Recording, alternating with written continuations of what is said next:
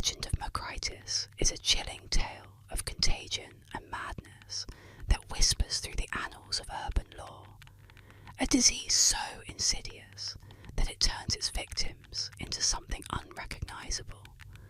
Said to have spread in secret during an unspecified time, Macritis was no ordinary sickness. It was a shadowy affliction that once it took hold, transformed its victims, specifically women, into bloodthirsty, homicidal maniacs. The story begins with whispers of strange occurrences. Ordinary women, mothers, daughters, and friends who suddenly turned violent without warning. The transformation was swift and terrifying. Once infected, these women would become consumed by uncontrollable rage, their minds slipping into a primal state of aggression. They lashed out at loved ones, strangers, anyone in their path, leaving behind trails of blood and carnage. The symptoms of Macritis were said to begin subtly: a fever, trembling hands, and a distant, hollow stare. But within days, the infected would lose all semblance of humanity. Eyewitness accounts described unnervingly wide eyes, twisted grins, and an almost supernatural strength.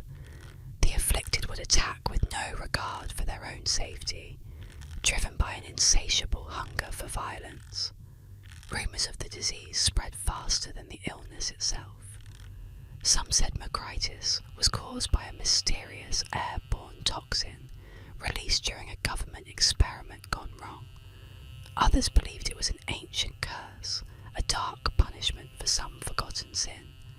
Whatever its origin, the mere mention of Macritis sent waves of panic through communities, leading to quarantines and desperate attempts to identify the infected before it was too late. Then, just as mysteriously as it began, the outbreak seemed to vanish. Official records of Macritis are non-existent, dismissed as nothing more than an urban legend or mass hysteria. Yet, some claim that the disease still lurks in the shadows, waiting to resurface. They warn that if you feel a sudden fever, if the faces around you twist into grins that don't quite reach their eyes, you might already be too late. For the curse of Macritis, they say, never truly dies, it only sleeps, waiting for the perfect moment to awaken once more.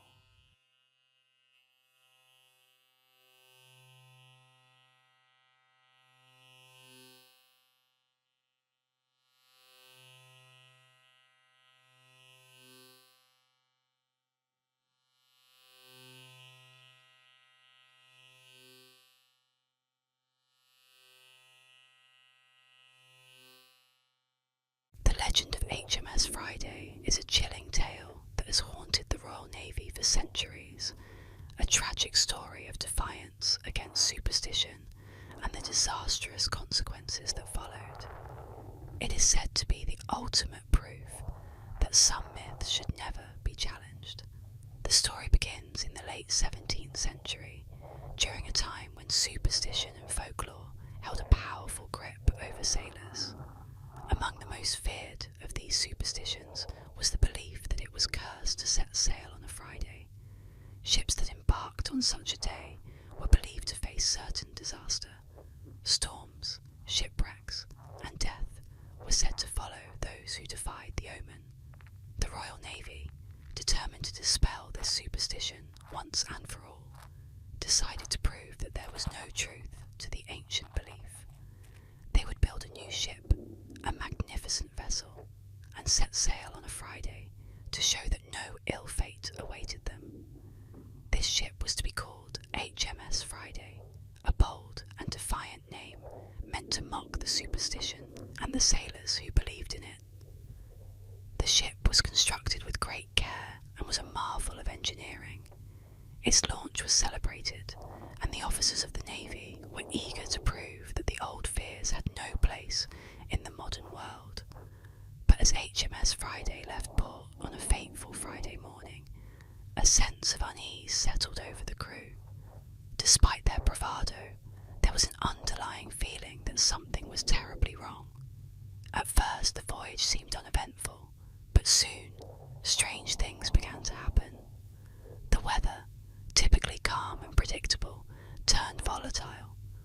Storms began to whip up out of nowhere, battering the ship relentlessly. The crew, though experienced and seasoned, struggled to keep the ship steady against the raging waves. It was as though the very sea itself had turned against them. Then, on the third day of their journey, a catastrophe struck. In the dead of night, with the storm howling like a pack of wolves, HMS Friday was torn apart by a violent crash. Some say the ship collided with a massive, unseen force beneath the water, while others claim it was a huge wave that shattered the hull. The ship sank quickly, dragging most of the crew down with it. Only a handful of men managed to survive, clinging to wreckage in the cold, unforgiving sea. When the survivors were rescued, they could barely speak of what had happened. Their eyes were haunted by a terror that no words could express. What they did say was that there had been something else on board. A presence, a shadow that followed them from the moment they set sail. Some whispered that the spirit of the sea had cursed HMS Friday, and that it would never be forgotten. To this day, the tale of HMS Friday is told in hushed tones among sailors and naval officers. The Royal Navy, after that fateful voyage, reportedly destroyed all records of the ship and the crew, as if trying to erase the curse that had befallen them.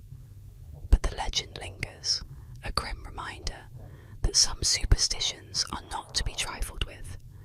Those who dare to sail on a Friday may still whisper the name HMS Friday, as a warning to those who think they can challenge fate and live to tell the tale.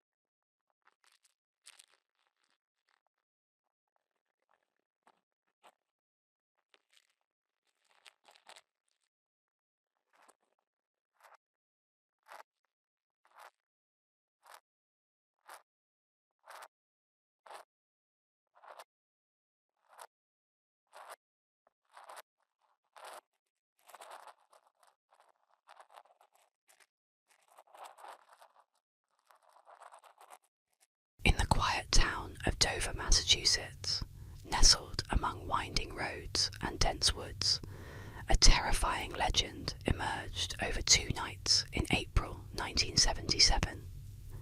It was here, in the dark shadows and eerie silence, that a creature known as the Dover Demon first appeared, a sight so chilling that its image still haunts those who witnessed it, and its legend has woven itself into the fabric of local lore. On the night of April 21st, 3 teenagers were driving along Farm Street when one of them, a 17-year-old named Bill Bartlett, caught sight of something unusual at the edge of his headlights. At first, he thought it was a small animal crouched along a stone wall, but as he focused, he realised this was no animal. Staring back at him was a figure unlike anything he'd ever seen. Small, barely 4 feet tall, with a large bulbous head, too big for its thin, fragile-looking body. Its skin was a strange, pale, almost chalky colour, and it had long, thin limbs that seemed unsettlingly out of proportion. The most disturbing detail, however, was its eyes.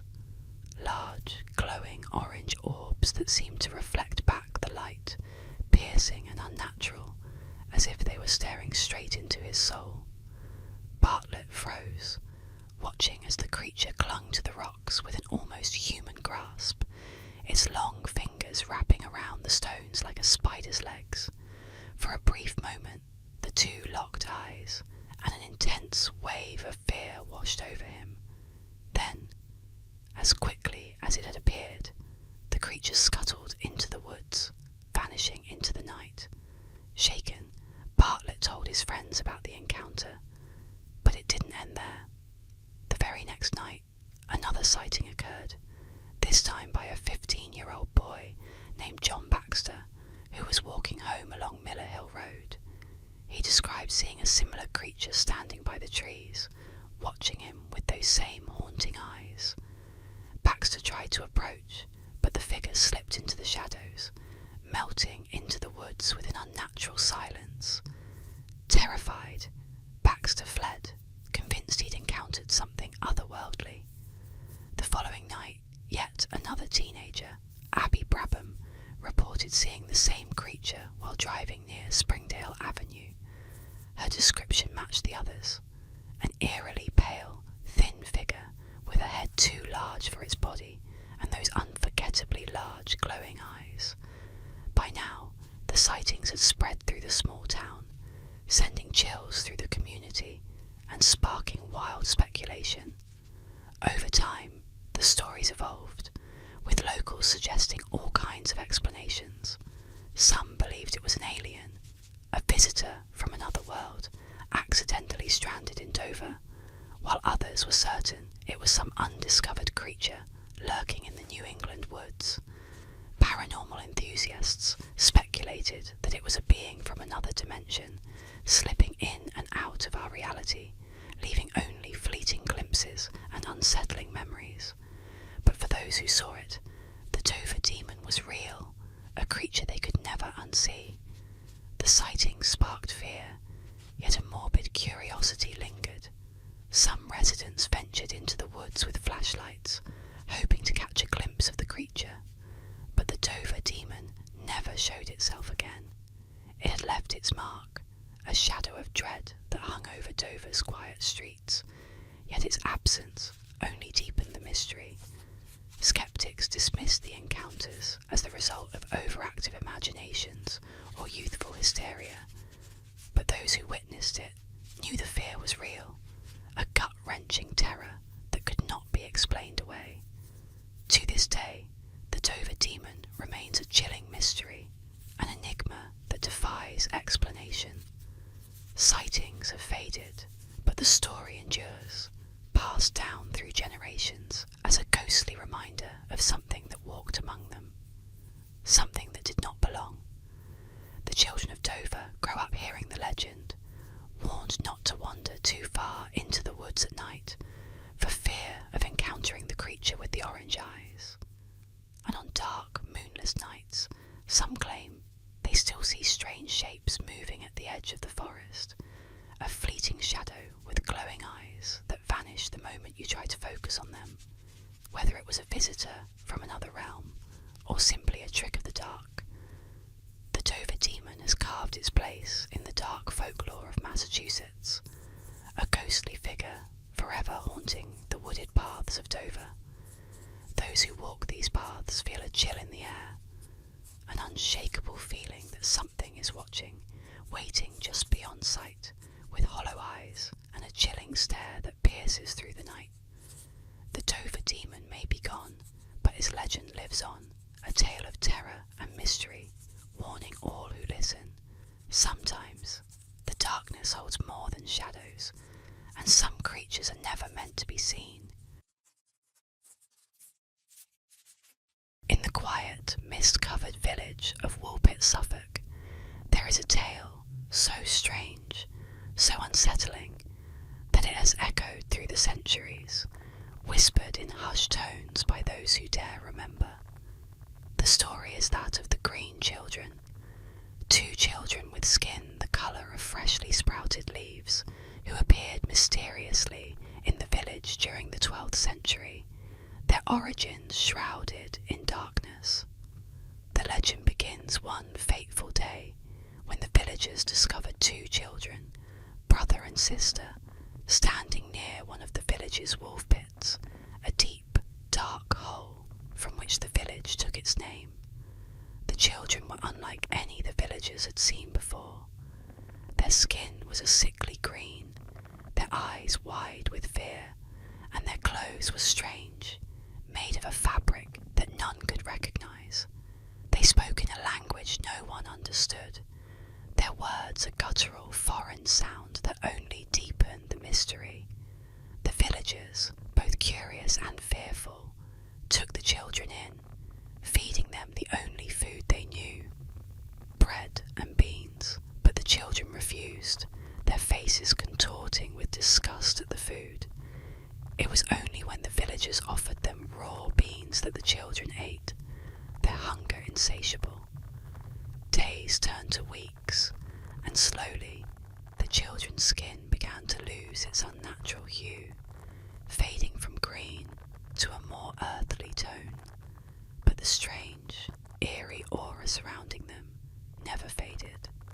The boy, frail and weak, soon fell ill and died. But the girl survived and began to speak, though her words were fractured, her memories fragmented. She revealed a story so unbelievable that it has haunted Woolpit ever since. The children, she said, came from a place called St. Martin's Land, a realm that existed beyond the earthly world, a land where everything was green and the sun never shone. She spoke of strange beings who lived there, beings that looked like people but were not quite human. She told of a world where the sky was always twilight, and where she and her brother had wandered before they mysteriously found themselves in the pit. No one knows for certain what happened to the green children. The girl, now assimilated into the village, grew up and eventually married, but the strange origin of the children was never fully explained. Some say they came from a parallel dimension, while others whisper of an underground kingdom, or perhaps they were lost souls, cast adrift from some other, darker world. To this day, the tale of the green children of Woolpit lingers like a shadow over the village. The villagers of Woolpit still speak in hushed tones of the strange visitors, of the green-skinned children who arrived one day, never to reveal the truth of where they came from, and perhaps, more chillingly, where they went. On December 17, 1967, Australian Prime Minister Harold Holt vanished without a trace while swimming off the coast of Cheviot Beach. The official story was that Holt had tragically drowned, overcome by the powerful currents of the ocean. But the legend of his disappearance is far darker and more mysterious than any simple drowning. For years, whispers circulated that Holt's disappearance was no accident. Some claimed that the currents, though treacherous, were not strong enough to pull a skilled swimmer like Holt under. Others suggested a far more sinister explanation. One of the most chilling theories, one that still lingers in the minds of many, was that Holt had been taken by a Chinese submarine. The idea was that Holt, involved in covert dealings and possibly acting as a spy, had been captured and whisked away to an uncertain fate beneath the waves. Those who subscribe to this theory believe that Holt's disappearance was part of a grander conspiracy, a secret operation that went unnoticed by the world. They argue that his sudden vanishing was too well timed, too deliberate. Some even claim that he had been seen in China in the years following his supposed death. But the ocean is a vast, unforgiving place, and the truth of Harold Holt's disappearance remains elusive. For decades, the sea has kept its secrets, and the only certainty is that Holt, a man once at the helm of a nation, simply vanished. Some say his spirit still wanders the dark depths of Cheviot Beach, waiting for someone to uncover the truth, if it's even still possible to do so.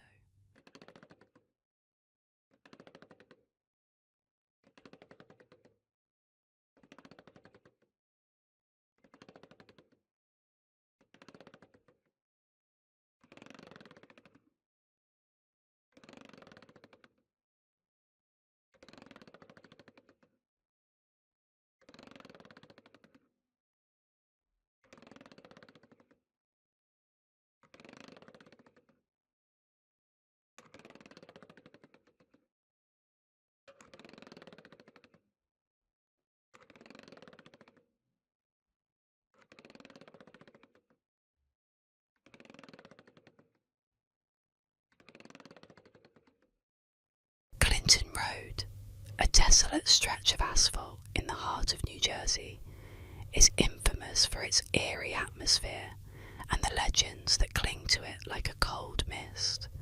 One of the most chilling of these stories is the tale of the ghost boy who haunts the old bridge along the road, forever waiting in the dark for those brave or foolish enough to seek him out.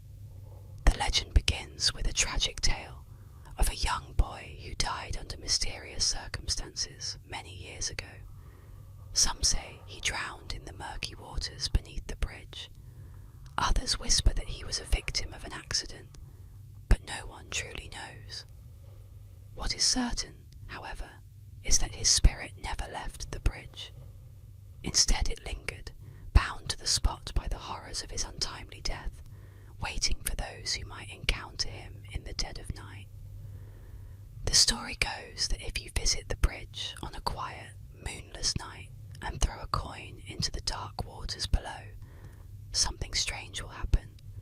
At first, it might seem like nothing more than a silly superstition, but as the night stretches on, the air will begin to feel heavy, thick with an unnatural silence. The shadows around the bridge will grow deeper, and you may feel an unsettling chill on the back of your neck, as if you're being watched. Then, if you return to the spot after a time, you may find the coin you tossed into the water resting at your feet, returned to you as though by some unseen hand. At first, it's easy to dismiss this as coincidence. Perhaps the current brought it back, or it was there all along. But those who have returned again and again tell a different tale. The coin isn't just lying in the same spot, it's placed right in front of you, as if someone or something wants you to find it. But the most chilling part of the story is the boy, some say. In the moments before the coin is returned, they've seen him, standing just out of reach, a small, pale figure. His face is obscured in the darkness, but his eyes are unmistakable, empty, hollow, staring at you with an otherworldly intensity. He does not speak. He simply watches, waiting. And when you turn away, even for a second, the coin is there. Returned as if by magic, the boy's intentions remain unclear. Is he trying to communicate? Or is this some twisted game he plays with those who dare approach? No one knows, but one thing is certain. There is something deeply unsettling about the presence that haunts that bridge. Many claim that after encountering the ghost boy, they feel an overwhelming sense of unease, a feeling that they are never truly alone, no matter where they go. And so the legend of the ghost boy persists, drawing thrill seekers and curious souls to Clinton Road, where the line between life and death seems thinner than anywhere else. But for those who dare venture near the bridge, remember this: once you make contact with the boy, once you feel his eyes upon you, it may be too late to ever leave that haunted place behind, because some spirits never let go.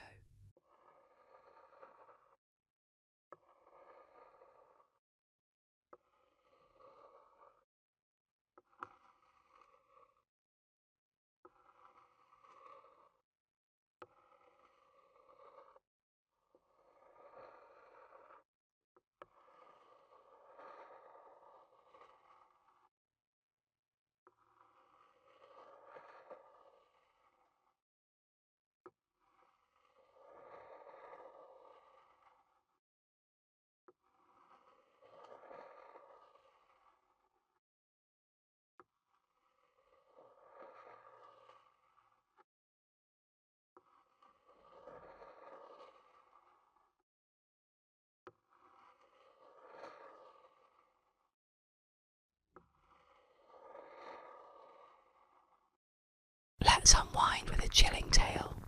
The choking Doberman, a mysterious intruder, a loyal pet, and a terrifying discovery will take you into the shadows. Relax and let the story begin. On a cold, dark night, a woman returned home after a long day. Her house was eerily silent, except for the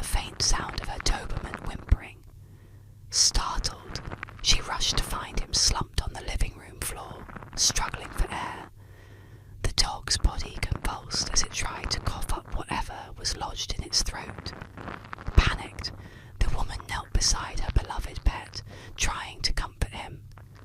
His choking worsened, and she knew she had to act fast. Without hesitation, she scooped up the Doberman and sped to the nearest vet clinic, her heart pounding as her dog gasped for air in the back seat. Every passing moment felt like an eternity. When they arrived, the vet wasted no time. They sedated the dog and began to investigate the source of the obstruction. What they found made the vet's face go pale. He slowly pulled out a severed human finger from the Doberman's throat. The woman stood frozen in shock as the vet explained what had caused her dog's distress. A chilling sense of dread crept over her. Whose finger was it? The vet urged her to call the police immediately. Shaking, she dialed 911 and told the dispatcher what had happened. The operator's voice, initially calm, quickly grew tense. "Get out of the house, Mom. Now." Confused and terrified, the woman grabbed her keys and ran outside, just as the police arrived. They searched the house, checking every room, every shadowy corner. In the master bedroom, they found him. A man hiding under the bed, bleeding profusely from his hand. His face twisted in agony, and his eyes were wide with panic. The police quickly apprehended him. It became clear that the intruder had broken into the house while the woman was away, but her Doberman had caught him in the act, biting off his finger as he fought back. The woman stood outside, staring at the house that had once felt like a sanctuary. The image of her brave dog choking on that grotesque finger replayed in her mind. Her blood running cold. What if the dog hadn't intervened? What if she had come home earlier? Those questions lingered, gnawing at her sanity, long after the intruder was taken away. The dog, her loyal protector, had saved her life, but at a horrifying cost. Tonight, let me guide you into the shadows of ancient Spain, where the chilling legend of the Castilian lisp unfolds.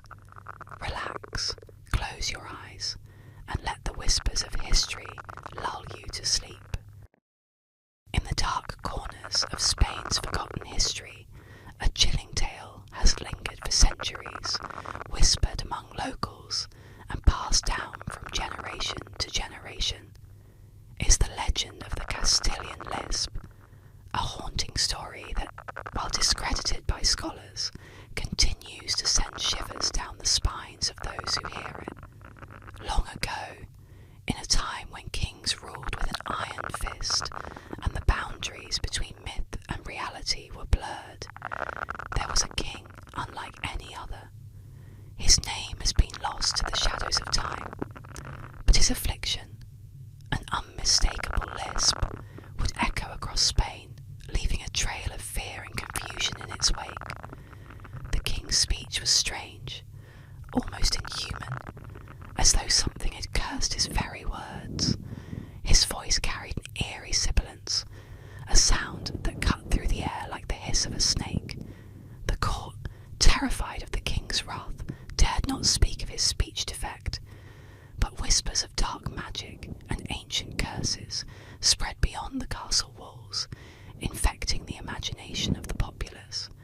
It was said that the king's lisp was no mere quirk of speech, but the result of a sinister pact made with forces beyond this world. Some claimed he had bargained with a demon for power, and in return his tongue was twisted, forcing him to speak in a way that no one else could. Others believed that a vengeful witch had cursed him, condemning his voice to forever sound as though it were tethered to the underworld. As the legend goes, the king was a man of great influence, and no one dared to correct his speech. Instead, out of fear, the courtiers and nobles began to mimic the king's pronunciation. His strange lisp spread like a disease, infecting the tongues of those who sought to curry favour with the crown. Soon, it was said, the entire kingdom spoke as their king did, their voices carrying the cursed sound of the theatre. The streets echoed with the eerie lisp, in Spain's past. Children grew up speaking the language of the damned, unaware of the malevolent forces that had shaped their words. Though historians have debunked this tale as pure fantasy, the legend persists, a chilling reminder of how even the most benign of sounds can carry with them the weight of a curse. The next time you hear the soft hiss of a theta in Spanish speech, remember the tale of the cursed king and wonder what dark power still lingers behind the sound. Along the mist-shrouded waters of Wyoming's Platte River, locals whisper of a spectral vessel that has haunted the river for centuries. Known as the Death Ship of the Platte River, this ghostly apparition appears suddenly, cutting through the fog with an unnatural silence that chills even the bravest souls who witness it. Those who have seen it claim it's no ordinary ship, but a cursed harbinger of doom, a warning of death for those unfortunate enough to catch a glimpse of its decaying masts and spectral crew.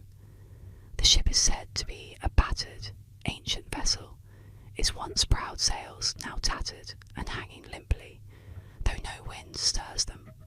The entire ship glows with an eerie, grey light, casting an unnatural pallor over the river as it moves silently, with no sign of rippling water to mark its path. Its wooden hull appears worn and rotting, covered in strange mosses and barnacles, yet it glides as if untouched by time. Witnesses recount that the ghostly ship seems to be staffed by a crew of shadowy figures, barely distinguishable from the mist that clings to the riverbanks.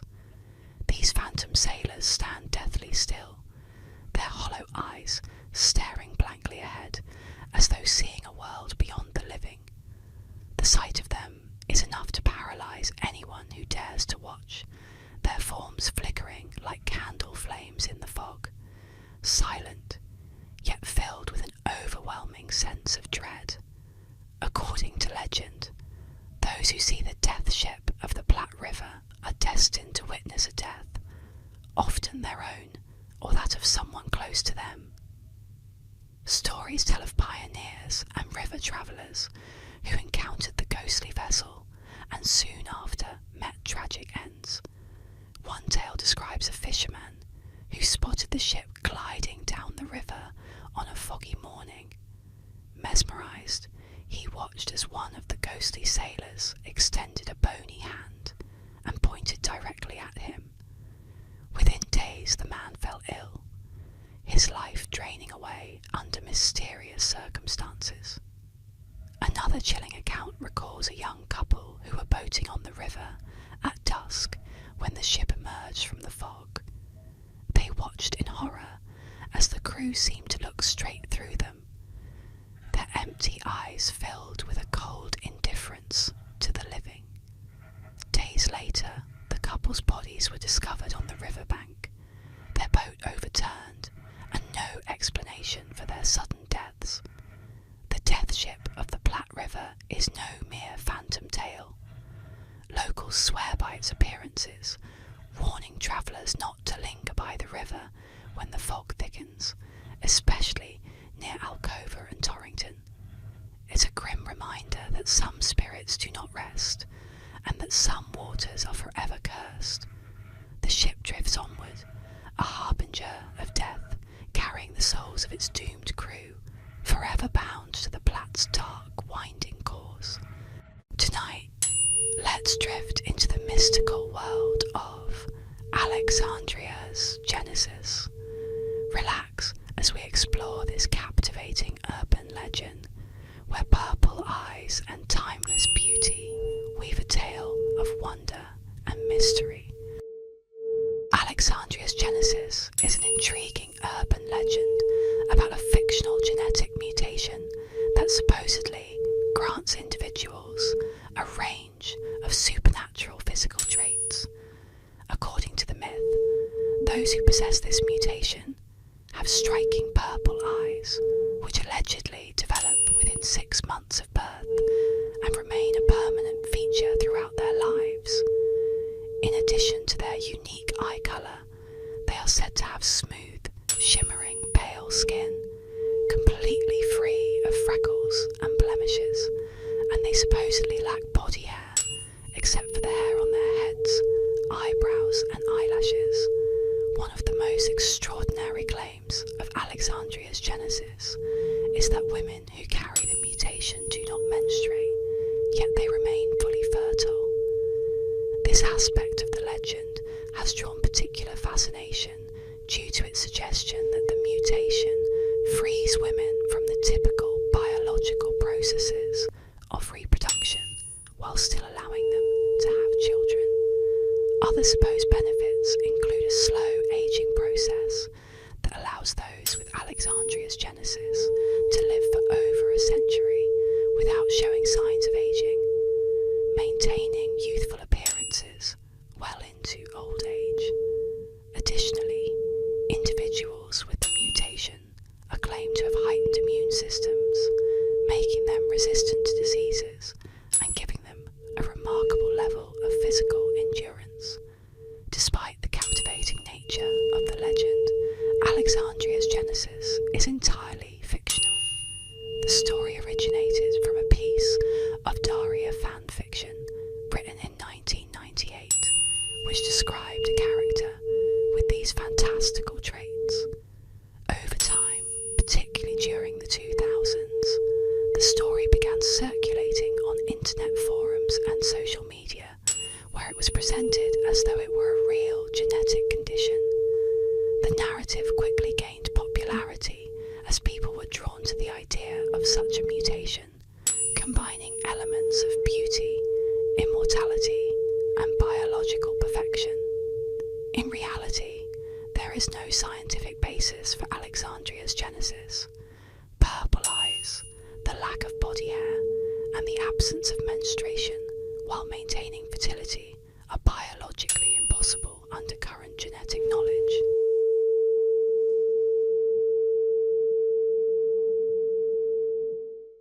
The road stretched out, a ribbon of black cutting through the desolate landscape. The hum of the engine, the rhythmic swoosh of the wipers against the rain-streaked windshield, the only sounds in the oppressive silence of the night. A woman drove alone, the miles ticking by, each one taking her further into the heart of darkness. A prickle of unease ran down her spine, a sense of being watched, of being followed. A pair of headlights appeared in her rearview mirror, growing larger, closer. The car behind her, a dark, indistinct shape, began to tailgate, its high beams flashing intermittently, blinding her with bursts of light. Fear, cold and sharp, gripped her heart. She pressed down on the accelerator, desperate to put distance between herself and her pursuer. The car behind her matched her speed, its high beams flashing again, a persistent, menacing presence. She swerved, trying to shake off her pursuer, but the dark car followed, its presence growing more insistent, more threatening. Terror clawed at her throat, choking off her breath. She gripped the steering wheel, her knuckles white, her heart pounding against her ribs. Finally, she reached her driveway, the familiar glow of her porch light a beacon in the darkness. She fumbled with her keys, her hands trembling, desperate to get inside, to escape the menacing presence behind her. As she reached for the door handle, the car behind her stopped, its headlights illuminating her car, its high beams flashing one last time. A figure emerged from the pursuing car, a dark silhouette against the headlights. He approached her slowly, his face obscured by shadows. Terror choked her, her scream trapped in her throat. The figure leaned closer, his voice a low whisper. "Check your back seat." She turned, her blood running cold. A shadowy figure lurked in the back, its eyes gleaming in the darkness. The figure in the driveway spoke again, his voice now filled with urgency. "I saw him get in at the last gas station. I tried to warn you." The shadowy figure in the back lunged.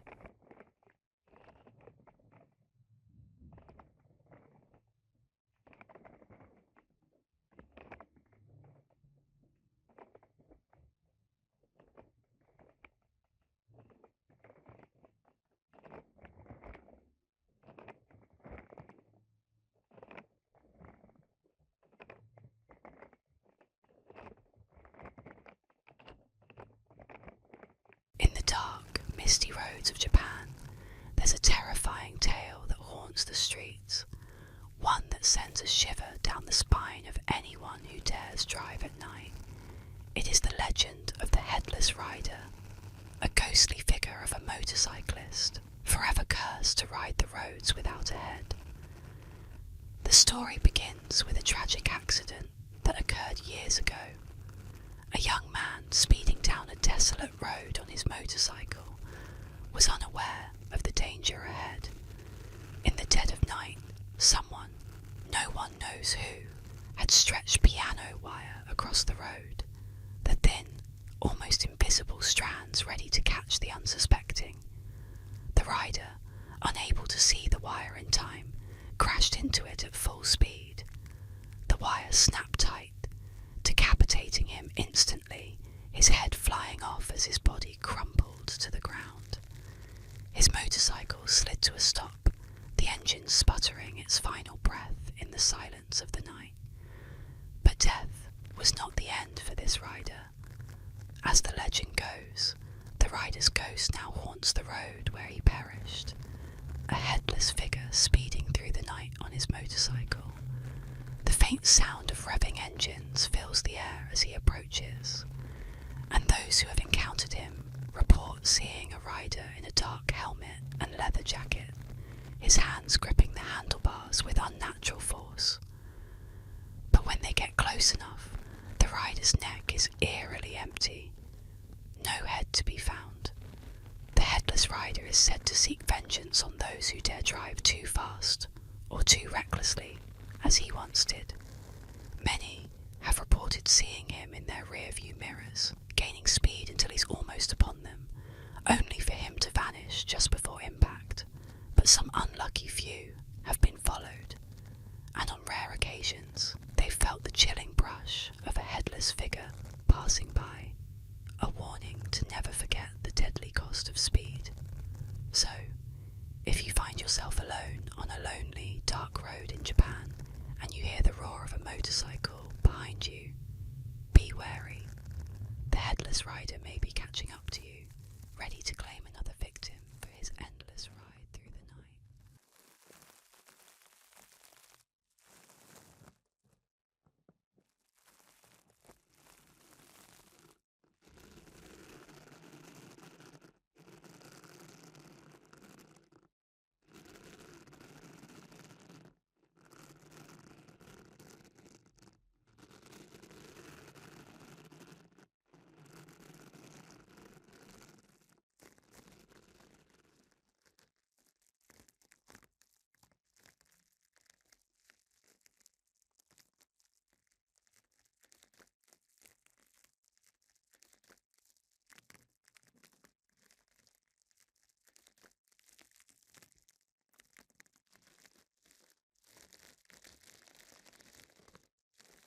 In South Korea, a strange and unsettling legend has persisted for nearly a century, a chilling warning whispered among families on hot summer nights.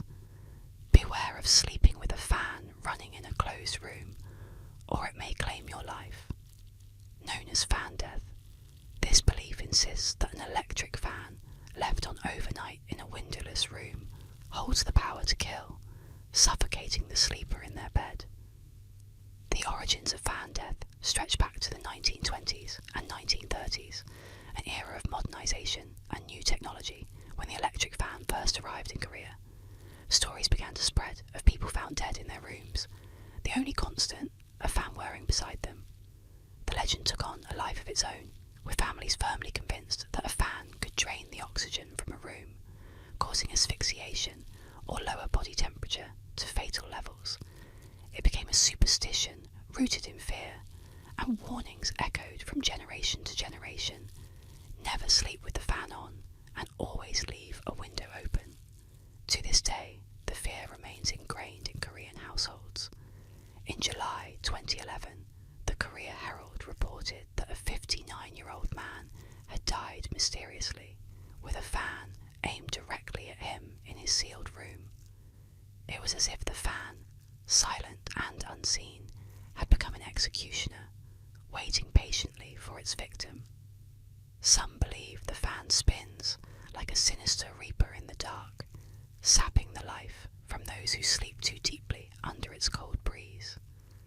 Many scientists have dismissed the legend, but the fear lingers, and tales continue to circulate of those who ignore the warning, only to fall victim to the fan's deadly hum. The myth of fan death endures, a strange yet terrifying belief that leaves many cautious even today. Perhaps it's not merely a tale of superstition, but a reminder that some forces, once unleashed, carry a chilling weight that no science or reason can dispel.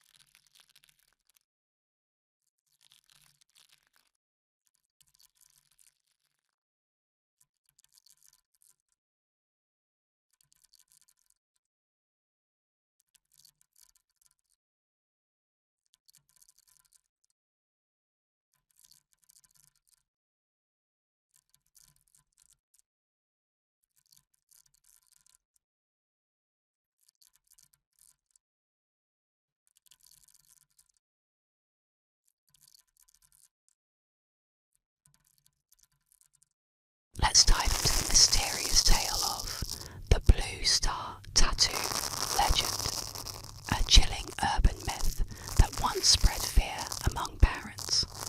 Relax, unwind, and drift off as we explore this eerie story. The Blue Star Tattoo legend is a well-known urban myth that emerged in the 1980s, sparking fear and concern among parents and schools. According to this legend, drug dealers were supposedly targeting young children by distributing LSD-laced temporary tattoos disguised as innocent stickers or lick and stick tattoos. These tattoos, often said to feature blue stars, butterflies, or other fun designs, were believed to be soaked in LSD, a potent hallucinogenic drug. The legend typically portrayed a scenario where unsuspecting children would receive these tattoos from strangers or through the mail. Once the tattoo was applied to the skin, the drug would allegedly seep through the pores, causing hallucinations and potentially dangerous effects. The myth gained significant traction through warning flyers distributed by schools, community organisations, and even police departments, urging parents to be vigilant about what their children brought home. One common version of the story described the tattoos being handed out at playgrounds or schools by individuals looking to get children addicted to drugs at an early age. The tattoos were described as brightly coloured and appealing to kids, further feeding into the panic. Some variations of the legend claimed that these drug-laced tattoos were being sold in candy wrappers or other common items that children might encounter. Despite the widespread panic that the Blue Star Tattoo legend caused, there was never any verifiable evidence to support the claims. No confirmed cases of children being harmed by LSD-laced tattoos were ever reported. However, the fear it instilled in communities was very real, leading to increased warnings and stricter scrutiny of items given to children by strangers. Experts have since debunked the legend, explaining that LSD is unlikely to be absorbed through the skin in the way the myth suggested. Additionally, the idea of drug dealers giving away expensive drugs like LSD to children for free was deemed highly improbable. The legend, like many urban myths, played on the fears of parents during a time when drug use and awareness were on the rise, particularly in schools. In retrospect, the Blue Star Tattoo legend is an example of how misinformation and fear can spread rapidly. Tonight, we explore the mysterious legend of Black Aggie, a haunting statue once feared for its supernatural powers. Relax, settle in, and let this eerie tale gently guide you to sleep. Black Aggie is an eerie urban legend centred around a mysterious statue that once stood at the grave of General Felix Agnes in Druid Ridge Cemetery, Pikesville, Maryland. The statue, a sombre figure draped in a cloak, resembled the well-known sculpture Grief by Augustus St. Gaudens. However, over time, Black Aggie became infamous for the supernatural tales that surrounded it. According to local law, strange and unsettling events began to occur after the statue was placed in the cemetery. People claimed that Aggie's eyes would glow red at night, and that anyone who looked into them would be struck blind or cursed. Another part of the legend states that if someone sat on Aggie's lap at midnight, they would either die within a year or be haunted by the statue. It was also rumoured that the shadow of Black Aggie would cause nearby grass to wither and die.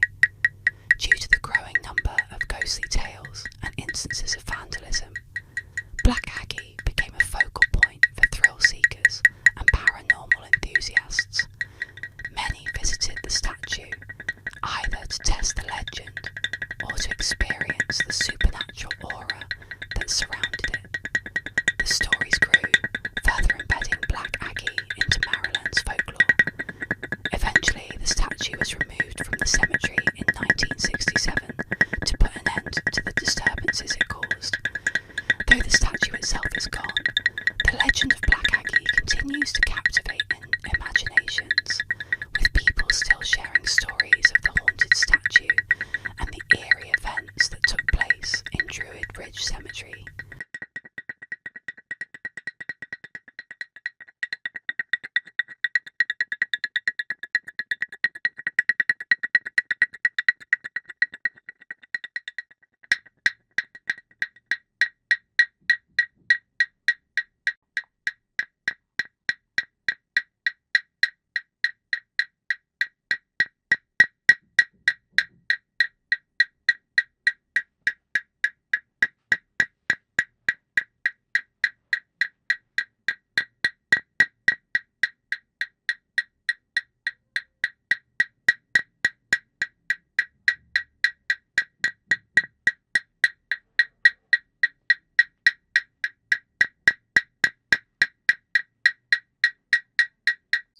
Crackled with an unspoken tension, a palpable sense of unease that settled over the concert hall.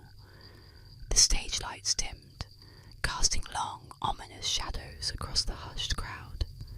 A lone figure emerged, bathed in a single spotlight, his face etched with a haunting sadness. Phil Collins, the opening chords of In the Air Tonight, echoed through the hall, a melancholic melody that sent shivers down the spines of those who knew the dark secret behind the song. The legend, whispered in hushed tones, spoke of a drowning, a tragic event witnessed by Collins himself. A young boy, struggling in the water, his cries for help growing weaker with each passing moment. And on the shore, a figure stood watching, close enough to save the child, yet frozen in inaction. Collins, too far away to intervene, watched in horror as the boy slipped beneath the waves, his life extinguished before his eyes. The song, they said, was a testament to that night, a haunting lament for a life lost, and a chilling indictment of the silent witness. The lyrics, imbued with a raw, visceral emotion, hinted at the darkness that consumed Collins, the burning rage and the agonizing helplessness he felt. The iconic drum solo, a primal scream of anguish, a cathartic release of pent-up emotion. But the legend didn't end there. Whispers turned into rumours, embellished with each retelling. Some claimed Collins had tracked down the person responsible, confronting them in a dramatic showdown. Others spoke of a curse, a supernatural retribution visited upon the silent witness, most chilling variation emerged, a story that sent shivers down the spines of concert-goers. They said Collins, during his performances of In the Air Tonight, would sometimes single out a member of the audience, someone he believed to be the guilty party. The spotlight would shift, illuminating their face, exposing them to the judgment of the crowd. As Collins sang, his voice filled with a chilling intensity, the lyrics taking on a new, accusatory meaning. The silent witness, they said, would be revealed, their dark secret exposed to the world. Tonight, as Collins sang, his eyes scanned the crowd, a flicker of recognition in their depths. The spotlight shifted, landing on a lone figure in the back, their face pale and drawn. A collective gasp rippled through the audience. The figure, bathed in the harsh glare of the spotlight, looked eerily familiar. A face Collins hadn't seen in years. The face of the boy who had drowned.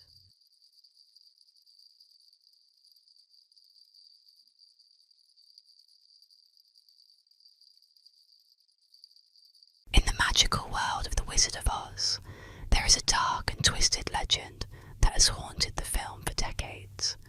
It's a tale of a shadowed figure, seen briefly in the background, that has sent chills down the spines of those who claim to have seen it. This is the story of the Hanging Munchkin, a haunting image that some believe shows an actor who tragically took his own life during the filming of the movie. The scene in question occurs as Dorothy, the Scarecrow, the Tin Man, and the Cowardly Lion make their way through the yellow brick road, and in the background, just for a fleeting moment, a shadowy figure appears hanging from a rope in the distance. The figure appears to be a small, humanoid shape, one of the Munchkins, but instead of standing or moving, it sways ominously, as though suspended in mid-air. The unsettling image has long been thought to show a Munchkin actor who, in a moment of despair, ended his life while filming. Rumours spread quickly after the film's release. Some claimed it was a tragic accident. Others swore that the figure was the result of a hidden, dark history surrounding the Munchkin actors. Over the years, the Hanging Munchkin became an urban legend, whispered about by fans of the film, who believed that the ghost of the actor still lingered, forever trapped in the frames of the movie. However, Snopes.com debunked the legend, tracing the figure to a much more mundane origin. Instead of a suicide, the mysterious shape was likely one of several large birds that had been allowed to roam the set. The bird's wings, spread wide in the background, created the illusion of a hanging figure, a trick of the light and angle that fueled the myth. Despite the truth, the legend persists. Some still claim that when watching the film late at night, they catch a glimpse of the Hanging Munchkin, the shadow of a tragedy that never truly happened.